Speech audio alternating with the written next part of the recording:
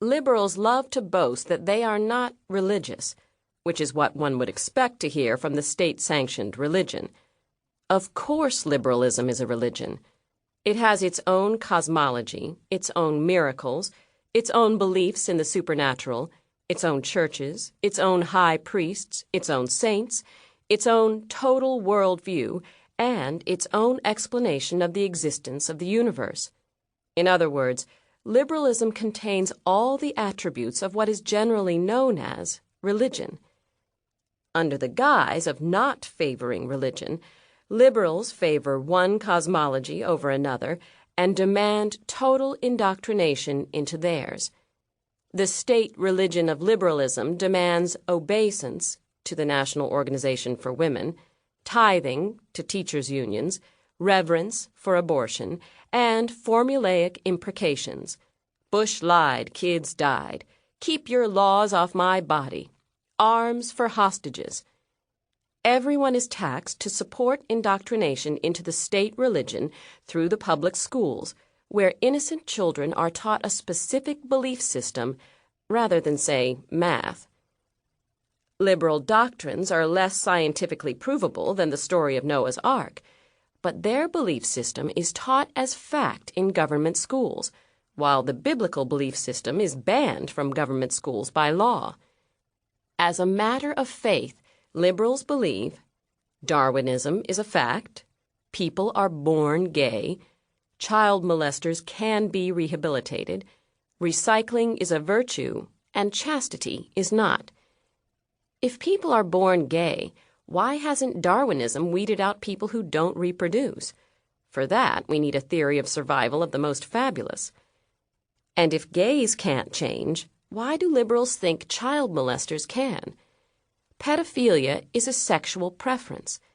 If they're born that way, instead of rehabilitation, how about keeping them locked up? Why must children be taught that recycling is the only answer? Why aren't we teaching children safe littering? We aren't allowed to ask.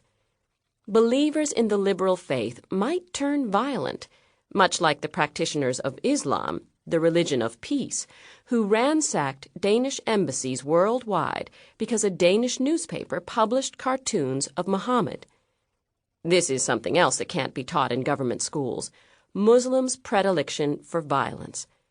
On the first anniversary of the 9/11 attack, the National Education Association's instruction materials exhorted teachers, do not suggest that any group is responsible for the attack of 9/11. If a Martian landed in America and set out to determine the nation's official state religion, he would have to conclude it is liberalism, while Christianity and Judaism are prohibited by law. And not just in Cambridge, Massachusetts, where it's actually on the books, but throughout the land. This is a country in which taxpayers are forced to subsidize artistic exhibits of aborted fetuses, crucifixes in urine, and gay pornography. Meanwhile, it's unconstitutional to display a nativity scene at Christmas or the Ten Commandments on government property if the purpose is to promote monotheistic religion. Nearly half the members of the Supreme Court, the ones generally known as liberals, are itching to ban the references to God on our coins and in the Pledge of Allegiance. They resisted in 2004 on procedural grounds only because it was an election year. The absence of a divinity makes liberals' belief system no less religious. Liberals define religion as only those belief systems that subscribe to the notion of a divine being in order to dismiss other religions as mere religion and theirs as something greater. Shintoism and Buddhism have no creator God either, and they are considered religions. Curiously, those are two of the most popular religions among leftists, at least until 9/11, when Islam became all the rage. Liberalism is a comprehensive belief system denying the Christian belief in man's immortal soul.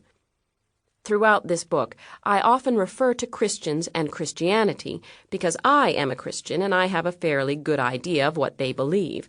but the term is intended to include anyone who subscribes to the Bible of the God of Abraham, including Jews and others. Their religion holds that there is nothing sacred about human consciousness. It's just an accident, no more significant than our possession of opposable thumbs. They deny what we know about ourselves, that we are moral beings in God's image. Without this fundamental understanding of man's place in the world, we risk being lured into misguided pursuits, including bestiality, slavery, and PETA membership. Liberals swoon in pagan admiration of Mother Earth, mystified and overawed by her power.